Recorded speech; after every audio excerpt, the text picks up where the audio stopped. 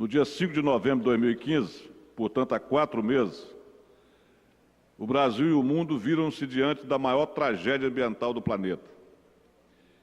Eu já vinha há muito tempo alertando para o comportamento antiético de empresas que poluem nosso meio ambiente, ainda sonegam impostos, dentre elas a Vale, que é a dona da Samarco. 4 dias depois do rompimento da barragem, em Mariana, fiz um discurso nessa tribuna defendendo peremptoriamente a prisão dos diretores da Samarco como única forma de se apurar a sua responsabilidade na condução do assunto.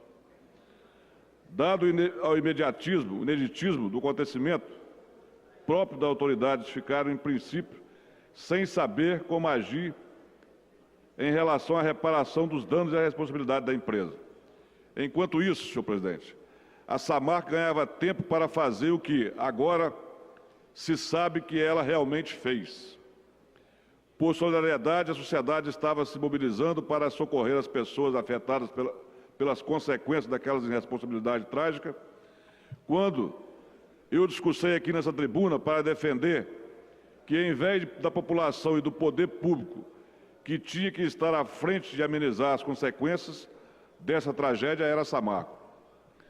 Não precisava nem de inquérito para apurar. Todos sabíamos que a Samarco era a única responsável pela tragédia por falta de controle nas suas barragens sob sua responsabilidade.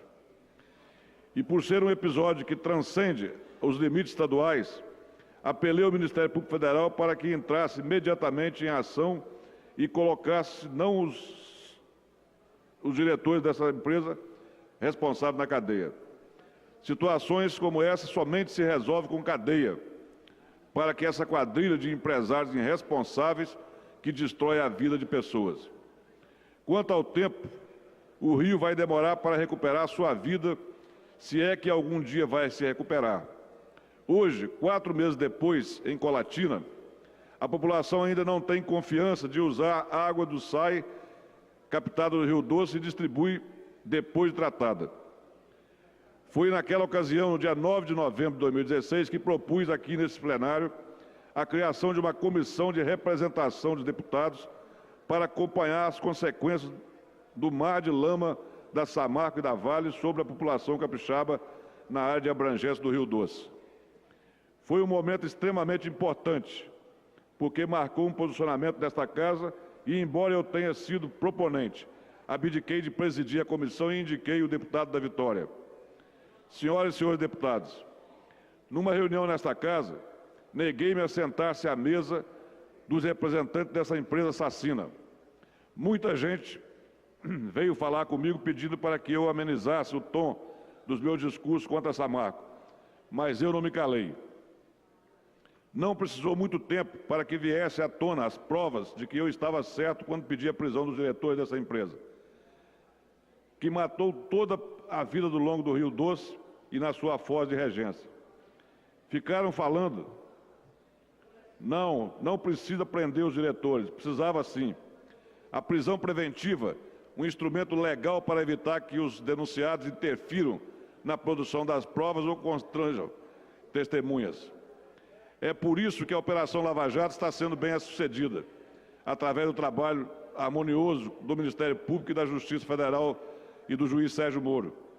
Está colocando na cadeia preventivamente aqueles contra os quais há indicações de que dilapidaram o dinheiro dos brasileiros, especialmente da Petrobras. A única forma, deputado da Vitória, de se resolver o problema da Samarco era prender a diretoria. E nós, quando falamos aqui, ficamos sendo chamados, até por alguns, de estar fantasiando, de estar querendo tirar proveito político.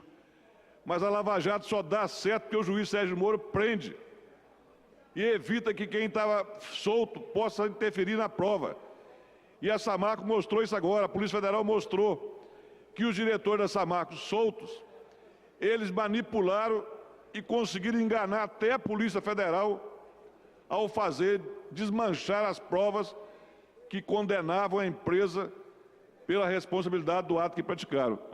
Concedo a Vossa Excelência. Rapidamente, quero parabenizar Vossa Excelência pelo discurso, que sempre esteve atento a esse fato desde o início do acidente. E em gênero, número e grau, eu concordo e somo com Vossa Excelência, porque foi o meu discurso de ontem, não existe um outro instrumento a não ser cadeia para que realmente se apure com imparcialidade esse crime ambiental cometido pela empresa Samarco. E a Justiça pecou ao não tomar essa providência, porque a diretoria solta.